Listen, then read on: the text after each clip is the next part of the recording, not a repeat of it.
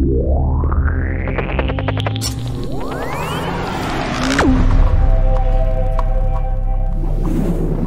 everyone, welcome to askLRR. This is the December episode for 2019. I'm here, Heather, Cori. I was Cameron. And we have James on the board running tech for us today.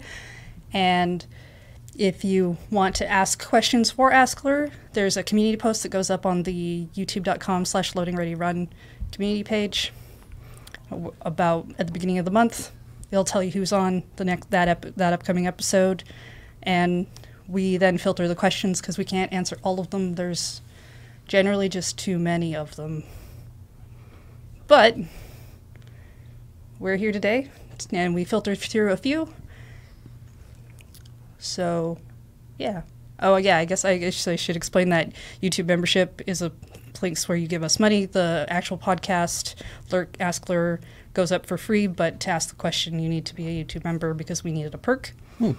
If you don't want to support us there, but you do want to support us monetarily, you can also do that at patreon.com/LoadingReadyRun. First question. Yay! What is your favorite Christmas food? My mother's butter tarts. Oh. Well, that's a strong start. Mm-hmm. That's good. Yeah.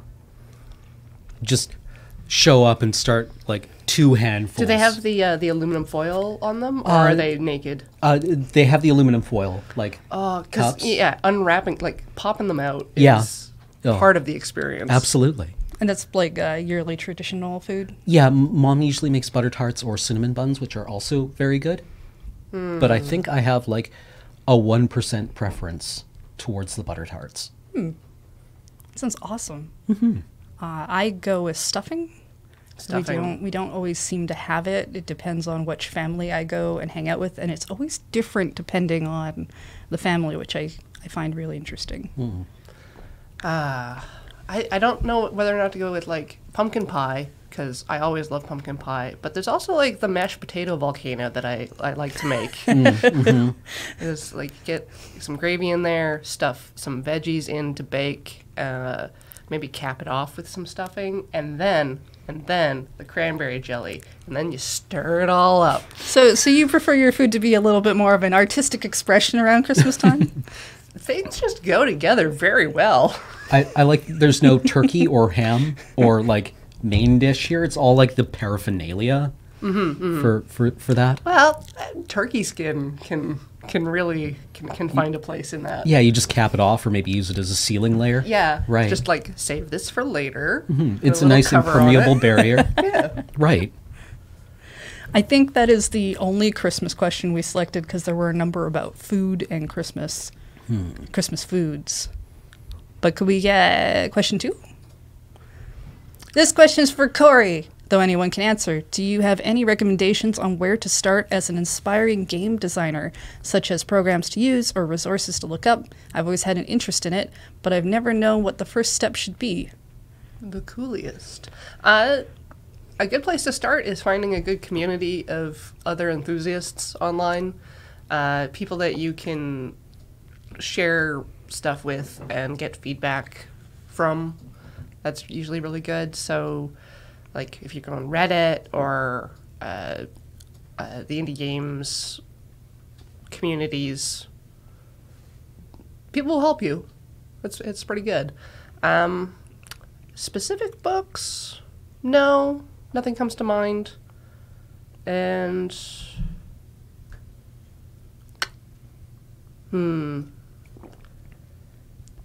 picking a language isn't as important, but learning how to program is definitely going to help you, because that's the thing everyone needs. So programmers are a little hard to come by.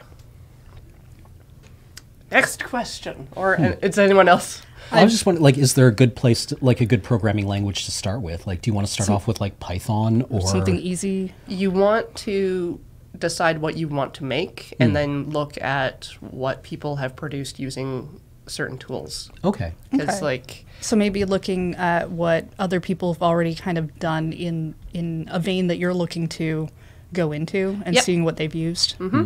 Yeah, if you want to make like a first-person horror game, grab Unity. If you want to make an old-school SNES style top-down RPG Maker, that Right. kind of thing. Story narrative, get Twine. Yeah.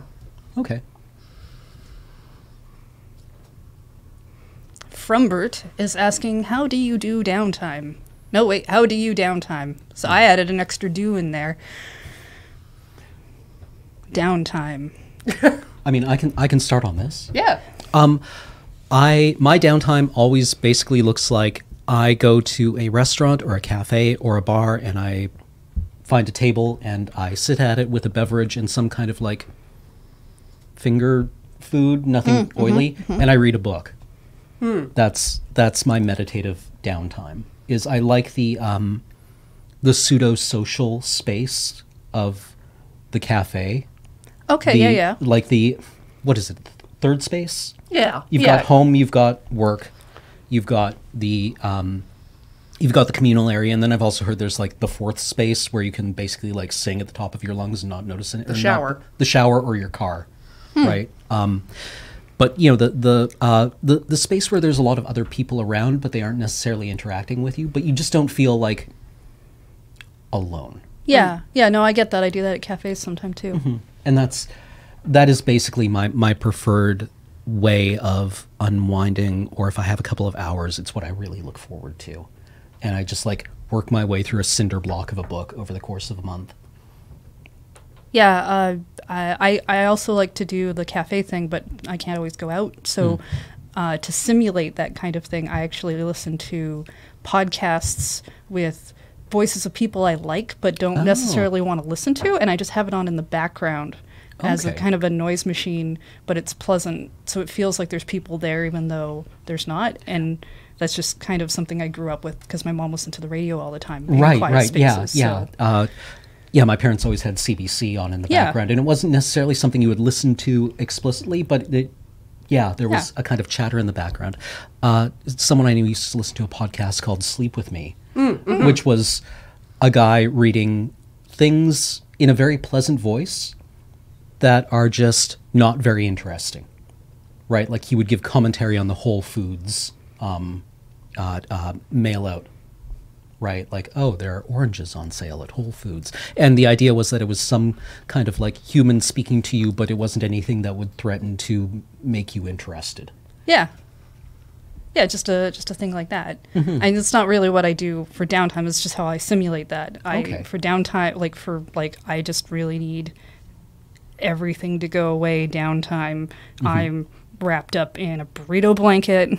And I'm either reading a book or watching Netflix, playing. Sometimes I play video games, but it's more like, because I do a lot of that for work now, there's going to be a very specific game that I'm like, I refuse to stream this ever, and it's mine, and I might not even tell anyone. Yeah, I'll just like kind of encapsulate myself in a sensory experience. Noise canceling headphones on, music. I'll go through like whatever iTunes is recommending for me and maybe rate it or add it to my library on one screen. On the other screen, I'll have like an idle game that doesn't take a lot of attention. It's like a one button thing. It'll be like look up, push a button, look down at the book that I'm reading in my hand. So it's just like everything is shut out. Yeah, because like sometimes, like I enjoy sometimes the cafe experience or the simulation of other people being around, but also I can be heavily introverted some days, and I just want nothing to do with that. Right. Yeah, like sometimes it can go wrong. Like last night I went out to a pub and sat at the bar, and the person next to me at the bar was elbowing me kind of like every third bite, and the person to my right was on what seemed like not a great first date. Oh, That's distracting. And the people like at the corner of the bar were having a very loud talk about stupid politics in a bad way, and I'm like, I am going to say something. And I didn't, because I'm a coward. But that's fair. you know, it was one of the things where you were just like, There's an altercation about to occur, Yeah. and I'm going to be the start of it. I don't want to finish it. yeah, yeah.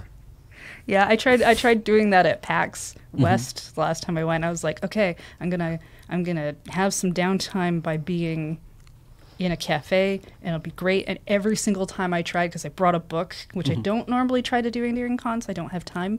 And I was like, I'm gonna read this book for like half an hour. It's gonna be awesome. And I managed to have the one day with the guy who wouldn't stop talking to me, the one day where I just couldn't find a place to sit. Right. And just like every day, and I'm like, I give up this weekend. Conventions are different. I'll go to art galleries or museums around town. Yeah. So like Philadelphia, I went to the Muter Museum, like the body exhibit. And in Seattle, at PAX West, I'll go to Mopop, the Museum of Popular Culture, or I really want to go to the Living Computer Museum they have. San Francisco, go to like at the SF MoMA. Like, there's so many options. Yeah, museum is a great idea, because I was also going to mention that the public library in downtown Seattle is a really good place. It's really cool looking too. And nobody is allowed to talk to you. Right? Oh man, a good library. Yeah. And there's also a cafe downstairs. I should check that out next time. It's a thought. That sounds excellent. All right. All right, Michael M. has asked, for Cori and Cameron, talking simulator is so educational and inspiring. What kind of prep do you find useful before analyzing a new game? For example, books, critical lenses, or philosophies that you investigate for certain games? Do you want to start off, or? Yeah, I kind of wanted to add a little to that, because for a close reading of a text, I don't necessarily feel that the first playthrough is great for that. So I will jam on that game, usually, if I'm the one driving it. Other than that, I have a minor background in like film studies and computing systems technology, so the design stuff that I'm interested in is more like implementation. Right. Because I have a background in English Lit, I have 2 degrees. I spent a lot of time in critical theory courses, and if you're not familiar with crit theory or lit theory, it's the study of how meaning is made with text. Right. So you kind of start off with like Aristotle's Poetics, and when I was studying, you kind of ran all the way up to the rhizome with Deleuze and Guattari. But what I find is really useful as like just the entry level, or not entry level stuff, but my first pass through a lot of things is usually like Frederick Jameson's postmodernism, and which goes into a lot of things like how do we interact with nostalgia? Because a lot of video games draw on nostalgia heavily. Yes. And what is nostalgia? So being able to pull on common threads in things is usually a way of interacting with them or asking interesting questions about them. What the danger is that you wind up templateering. Right. Where you're like, I am going to apply a Marxist reading to this text. Chunk. Right? Like, yes, I have produced an essay. Yeah, and there's just not enough supporting material to actually make a call sometimes. Yeah. And so basically my prep work amounted to, I spent several years reading very thick, poor translations of European texts. Right. By people who probably sounded a lot like Dopey Dog.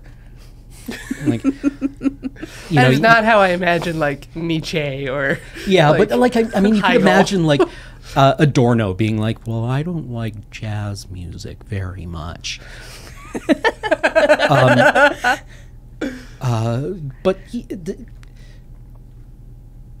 my recommendation is do a degree in English literature. It'll cost you several tens of thousands of dollars, and you'll be able to spend a lot of time in job interviews answering questions like, so what does your degree do? It teaches me how to think. Yeah. Like, well, it actually teaches me how to process information very quickly. But right, like I can read a journal article in an hour and assimilate it quickly and they're like, "Oh, that's cute." So you've got Can you sweep? you've got like past experiences that just work for this kind of show in Yeah. the first place, which I'm assuming is part of the reason why that show even got started. Yeah, I mean, I think it kind of played to my strengths as a streamer, where I'd be playing a game and looking at it and going like, "Do you know what you're actually saying here when you invoke this?" Right? Yes. If a game does a thing, what does that mean? Because choices happen, right? Like when It's like when someone is making something, or like a creator, and like there's a team and there's designers and they have a conversation, they work on stuff, they get feedback from like beta testers, they've made decisions in how to communicate something. Right. Well, like Movie Bob had a really great like quip or a really great summation of things, which is if you have a plot, you have a theme. Yeah. Right? Like, so what is your story actually saying? Right. And if it's just the baseline default, that's still something. It just means that it's so deeply integrated with our day to day that you don't really necessarily see it as a story or a theme. Right. Right? Yeah. We're human. You kind of end up saying something regardless of whether you want to or not. Yeah, and if you don't interpret it, somebody in a couple of centuries sure will. Right? Yeah, that is definitely how that happens. That's definitely how I remember English class. Yeah. Like what will it say about us that every one of our strategy games has money in it? Right? And especially the ones where it's like you're playing Stellaris and you have energy, right. Which is money. Yeah. But you're playing like this far future, sometimes, civilization that has this assumption from us, right? And is that because it's something that it's easy for us to grok, or is it because we can't imagine life without it? And then you can also look at like what's missing from a game, like why are all the people white? Yeah. Right.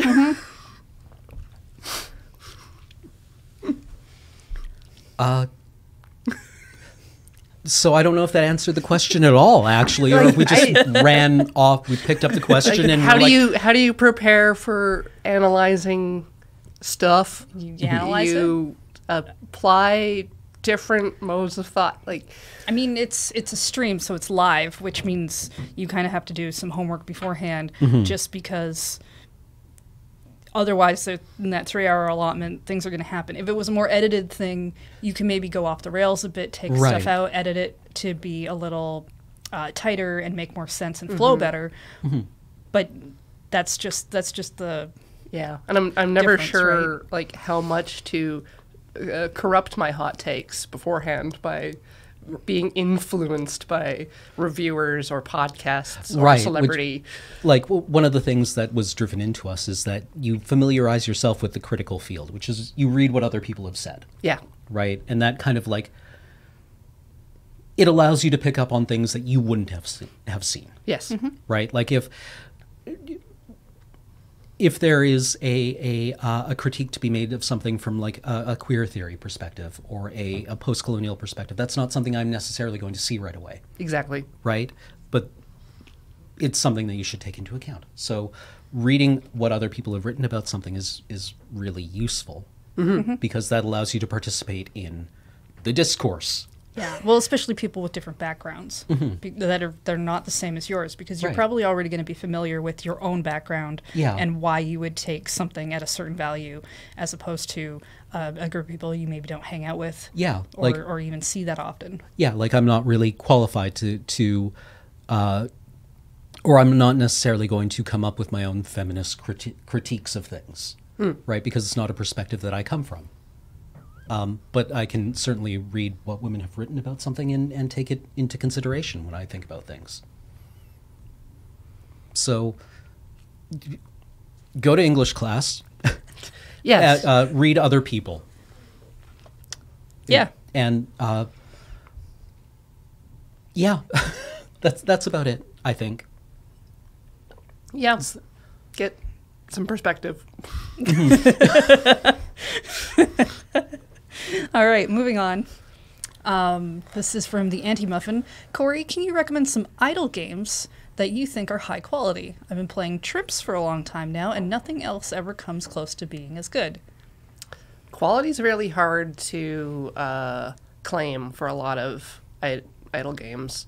Stuff that has depth and grows over time in a nice way. I would recommend The Perfect Tower, NGU Idle, and Idle Skillers have a lot of updates and content in them. I tend to plug away at Antimatter Dimensions, which is really, really bare bones, but kind of fun. I do want to clarify for those just listening who couldn't see the overlay that says how idle is spelt, that we're talking about like Clicker games. Clicker games. Not Miku. Yeah. I always get a little disappointed, even though I do like clicker games. I'm always just like, oh, Which Miku games would you recommend, Heather, as someone who plays Miku games? all of them. Which Miku is best Miku? Luca. Well,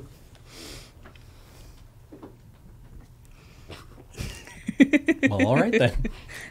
Do you have any clicker games you I play, or still is that a thing you're stand by interested in? my reading of Stellaris as an idle game. Yeah. So that's my recommendation. Is I recommend Stellaris because it's fundamentally a game about related rates, Yep. which is what those games feel like to me, right? Like you are collecting resources and then you are building things with those resources and then you're using those constructed things to do They're something else, yeah. and you have to like, low-level simulators. Yep. Is what they are. Ah, ooh, okay, Yeah, like they're that. they're simulating like an economy or just like the vertical slice of what your interactions could actually look like in a normal video game if you take away a lot of like the visuals and the window dressing. no, I think that's very accurate. It just Yeah, is. yeah. Like, yeah. Cool. I think we're done with that one, though. Oh, hey, Day 04, this is for me. How did it come to happen that you took over the loading time filming duties when there was still a weekly sketch? Were you asked, or was it natural? I was definitely not asked. If I remember right, and I'm going to assume I'm the only one who has the account here, so no one can defy me. What was happening was Alex was the one who was doing loading times for a lot of stuff, but then he was in a sketch one day, and the camera was constantly being handed back and forth, and I was just hanging out. right. So I just picked up the camera so that he could do stuff, and people didn't have to figure out who was in what scene. And then after a little while, he was in more stuff, so I just took the camera again because it was fun to run around and participate as opposed to feeling like being in the way. Right. Right? I like to feel useful, so I like doing a task. And then there was a weekend where Graham wasn't even there, and I just did loading time like the entire way through. And then 2 weeks later, it was like, why doesn't Heather just do loading time? He was like, has she done that before? I've been doing it for a while. You've been busy, so I understand. You've been busy looking through a different camera, and I've been hiding behind you looking through a different camera. So you shouldn't see me. The good documentarian. Yeah. Yeah. And then I just kind of took over after that. Right. So kind of natural, kind of you decided to do it. Yeah. It just made sense, really.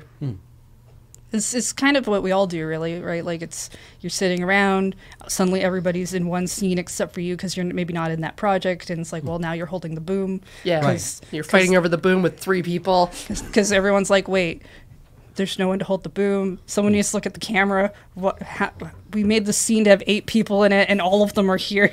Right. Yeah. Yeah, We'll balance the boom on a rock. Yeah. we've done that, I think. We've done that. Yeah. We've definitely done the camera without anyone behind it, and then had to go check, and then do it a couple more times. Yeah. For Yep. some simple shots. Sometimes the boom operator watches the camera. Like, Yeah. that doesn't happen as much anymore, but I recall it happening, like, a lot on some days when we were a little shorter staffed. But it was kind of fun that way, too. Like, oh, how do we fix that? Duct tape? A mirror? We'll figure it out. So you're standing here. We just leave this bounce against you while you're here. All right. Next question. Yeah. Eco and Mog is asking, I'm trying to read a bit more. Any particular recommendations for someone who hasn't done serious reading since high school? Three Body Problem. Yeah, Yes. it's a great book. This year I really liked Arkady Martin's a memory called Empire, which is a fun sci-fi novel about the new ambassador to Space Empire arriving at the capital. There is N.K. Jemisin's Broken Earth trilogy that starts off with the 5th season, which is really good. These are all genre novels. I don't really know what you might be interested in reading. That's the issue, yeah. Yeah. Well, because they say they haven't done serious reading since high school. I'm assuming they're talking about books because a lot of people don't equate reading on your phone to the same thing as reading literature. Right. But a lot of literature is even on your phone these days. Yeah, you can Right. totally get like a Kindle app. Or, And right. I know a lot of people who just listen to audiobooks because they don't they have commutes, but they're driving. They can't physically be reading the book, but that still, to me, that still counts. Oh yeah, absolutely. Right? Like you're still absorbing a thing. Oh yeah, totally. And I mean, like reading a novel used to be considered kind of like a very, like The paperbacks, like yeah, the dime paperbacks. novels. Yeah, like Yeah. oh, these are corrupting Well, people. With, and even further back, when books were being a thing, that's a luxury good. That's a that's a thing that you have you're very well off, and it's a thing you do to pass time or because you're important, not right. like any kind of medium we have that shows up is always the first thing that happens is it's either very expensive, so you're either very rich, it's very important, or you have too much time on your hands. Yeah. It was But like, if audiobooks work for you, they're great. They actually don't work for me because, as we mentioned, my parents always had the radio on, so I tend to tune out conversations. Right? Yeah. Like, if it's just something playing on my ears. If there's just like somebody reading something, I tend not to listen to it after a little while. Yep. Yeah, I will sometimes do that depending on the thing as well. I was gonna say a lot of older literature kind of I guess takes a step down in my mind, like from this huge prestige thing when you learn that it was like published serially, like released in the papers, Yeah, like Dickens. chapter by chapter. Dickens, I think Tolkien, yeah.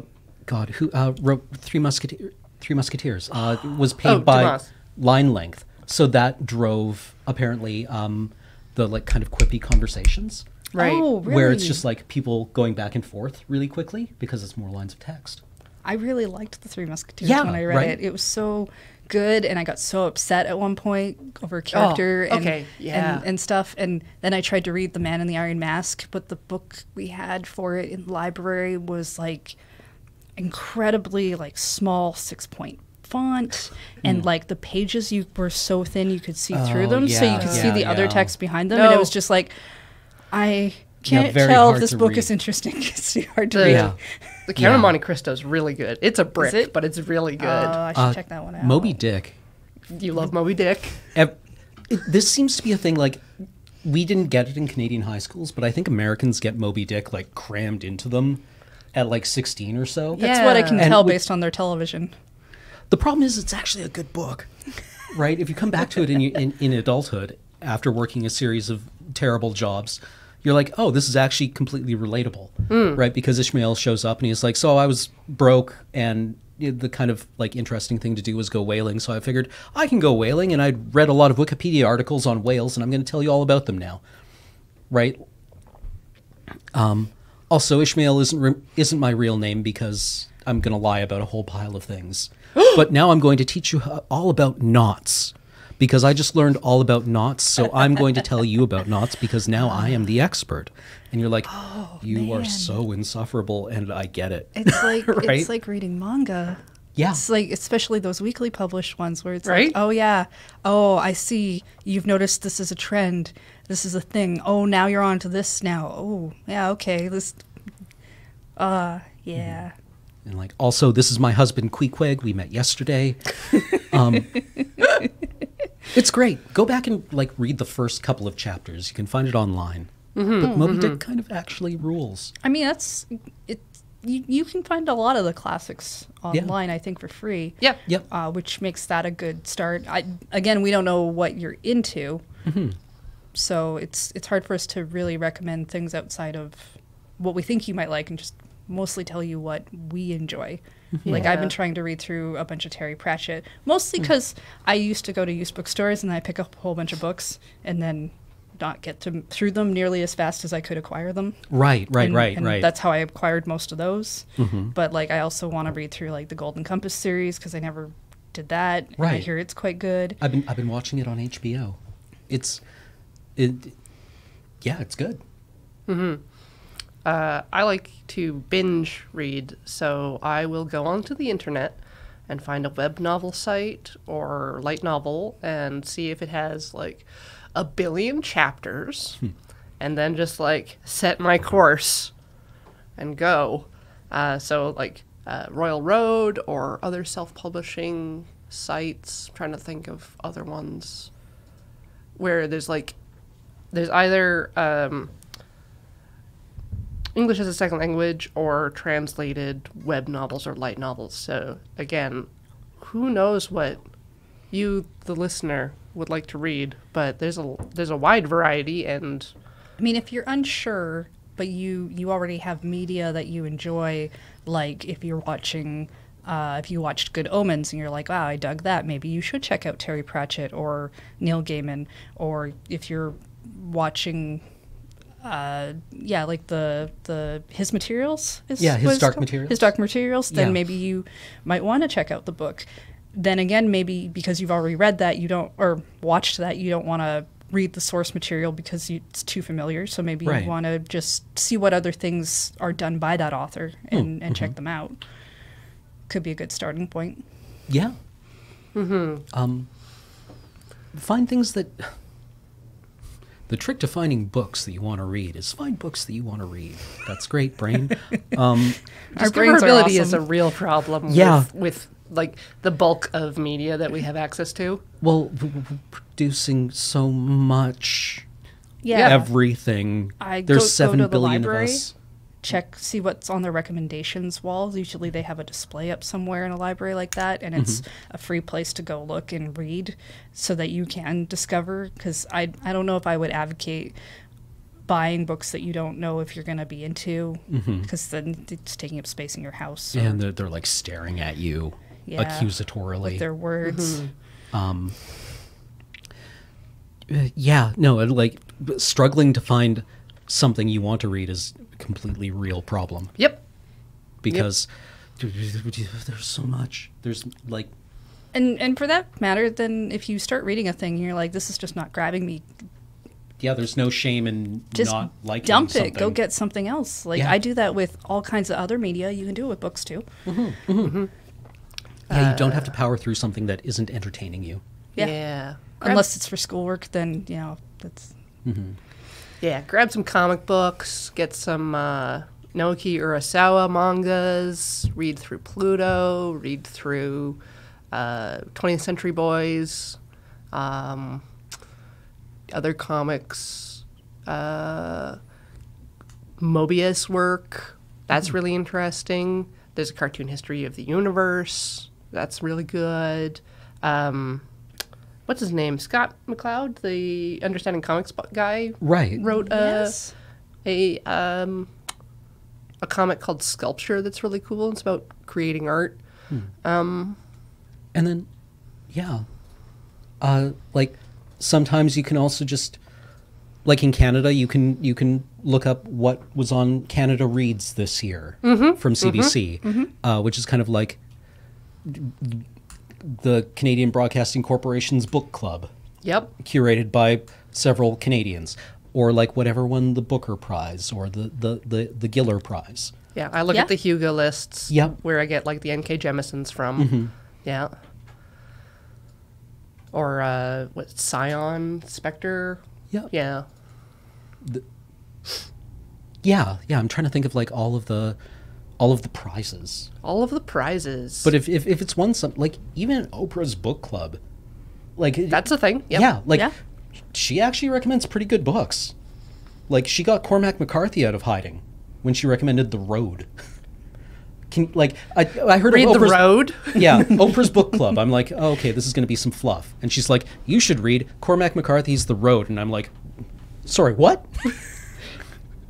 The one with the cannibals. She's like, sign "It's me good." up, Oprah. Yeah, like Oprah has mean, good taste. Granted, if you want to read something that's fluffy, also read something that's fluffy. yeah, like go for my it. mom was really into reading. My mom was really into reading, and anything with mysteries. So like A&E mystery, everything was what Right. she watched. And then she read like a mystery series that was trying to do its entire titles by going through the alphabet. Yeah. Like A's for Alibi. Yeah, and stuff like that. Yeah, my and parents like read those as well. weird things about people being bounty hunters just because there's a mystery involved in it. And it's all fluff, but like if you like Yeah. it, then whatever. Build those pathways, Enjoy it. right? Like, yeah, it's Enjoy reading.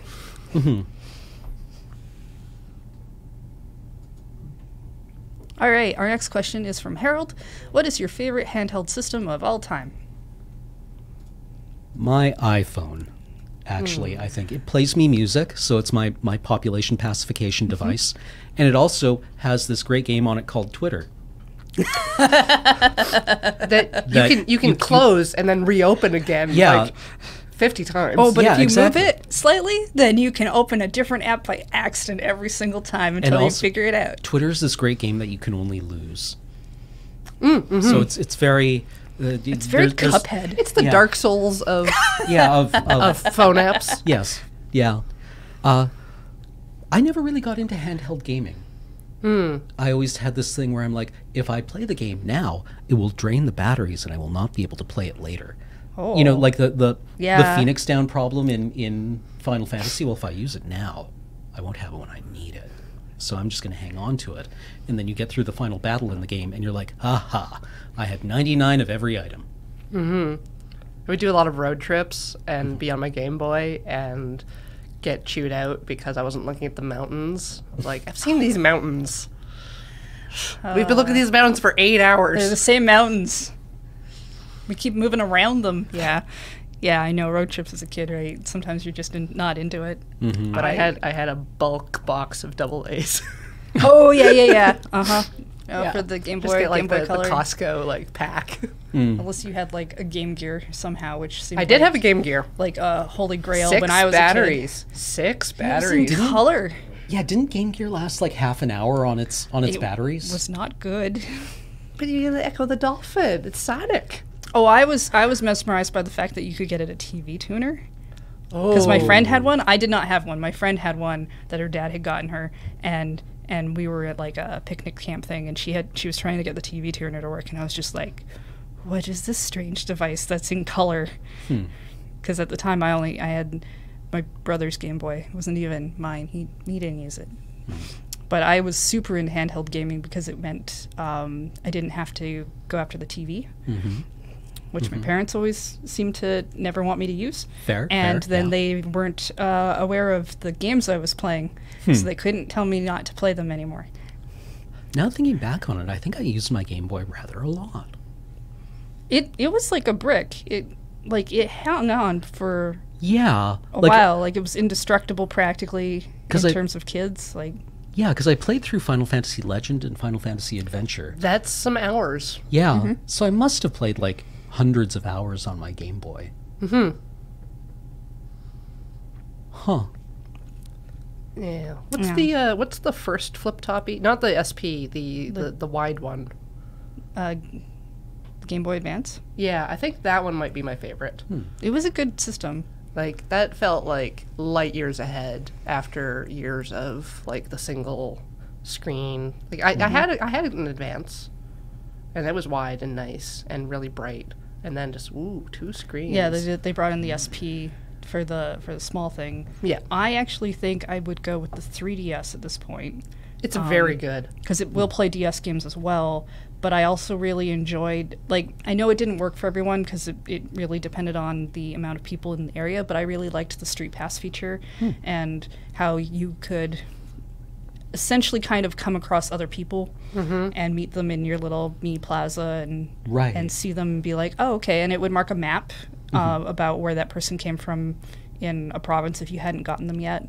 And like I went on my Japan trip when that was out as well. So I got like a lot of this Japanese map, which was kind of cool. Oh. And so I really liked that feature. But I also, it had like a lot of games I really liked. Like I've put a lot of time into that. And I like the clamshell system because it never felt like I had to get a game case for it. It's always protected on its screens. Some of the games did really interesting things, like, I mean, it's a DS game, but The World Ends With You uses both screens incredibly heavily to, like, probably its maximum potential. Cool. They had AR that they were trying to do with it that has some interesting game stuff.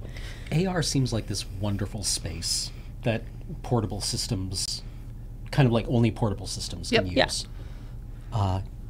That I have basically no familiarity with.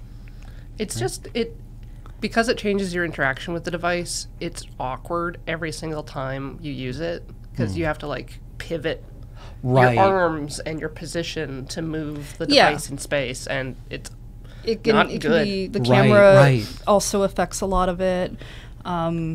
Like, there's a game on, they played it, I think, on a really old Let's Nope. Oh, the one with the camera? Yeah. Yeah. And it made you use the instruction manual for a part of it, too, to make a thing happen. And that was really cool. Like, the Vita also does a few AR things as well.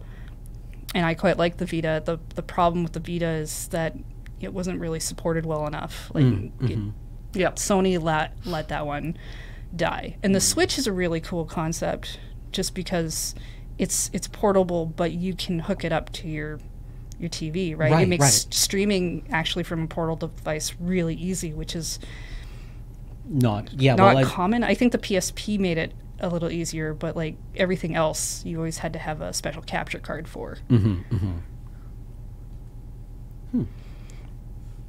Yeah. All right. I guess last question. Yeah. Does everyone always wear pants when they stream? Zero. I don't know how to. Is that 01? Zeroon. Oh, zero. I'm gonna focus on that for a minute. The answer is yes. Always. Really? Several pants. Does everyone? I'm trying to think if I've ever. I know I've seen your multi-pants strategy in action. It's very unique. I don't think I've seen anyone go 10 layers steep in the pants zone. In the pants zone. Usually people stack T-shirts, but no. Yeah. But I can't account for everyone in the office. I mean, here. The office. Yeah, no one does. Yeah, there's no one. I don't think many of them wear pants. Yeah, no. Studio is a strict pants-free zone. Yeah, what you don't understand about Beach, and this is a secret tech, is his legs are actually painted green. So when you see him running across anything, he's never wearing pants. That's all arted in. I did not know that. Yeah, we do that in post. Painted like tattooed on, or it was just painted every like week or so. Oh, so because that's the paint why wears he has to off. do your makeup so early. Yeah. We could probably do like pants, but again, that would be wearing pants, and that goes against it. So we went with paint. It seemed simpler and cheaper. He does like to take off all of his clothes, though, and that's been a problem. Well, we can't convince him to paint the upper torso, and we said no to the face because that seemed problematic. I mean, seriously though, at home, like you never know when somebody's going to come to the door and you'll need to like get up. Yep. Right, and that's not the way I want to lose my Twitch partnership. Right. I have a preference for pajama pants at home. Yeah, absolutely. Just because I also have one of those chairs that if it gets warm and you've been sitting on for too long, your skin's just gonna peel right off when you get up. Yep. So the pants are more for my protection. Yeah. Than for comfort. Yeah, absolutely. You don't want to get your leg hair ripped off by the weave in your gamer that chair. whole layer of skin. Yep. Yeah, it's uncomfortable. I'm still using that skin. Oh yeah, absolutely. It looks like when your burger sticks to the pan. Yeah. Ew. Or you over fry the tofu a little bit. Yeah. When I'm warm, I wear shorts. That's like my one concession. I mean, shorts aren't pants. They're not pants. Sometimes I'll wear shorts. They're such a. They're trying to be pants, but they don't quite make reach. it. They just, yeah. They're kind of like pant. Yeah. Right? Yeah, it's like 50% discount pants. Yeah. We refuse to give you the bottom halves. It's like, I saw a tweet the other day that was like, remember gamers, it's getting cold out there, so be sure to put on your winter shorts. I worked with so many people that did that. Yeah, just like shorts all the time. They did, What yeah. do winter shorts look like? Are they fluffy? Like, I are they assume lined? they're quilted. Ooh. No, it's the same cargo shorts as always. Oh, we're just calling them winter shorts. Oh. Well, with that fun, lasting thought, this has been askLRR. I'm Heather, I'm Cori. I was Cameron. and we've got James on the board. I put these up and edit them at the end. That's weird for me to say. And you can submit your questions in by being a YouTube member over at youtube.com/LoadingReadyRun. The community pages go up usually at the beginning of the month, and you get like a week or two to ask questions. And if you would like, you can also support us over at patreon.com/LoadingReadyRun. It helps us pay everybody For all of these lights. and for those lights. You did this. Yeah. Thanks for watching.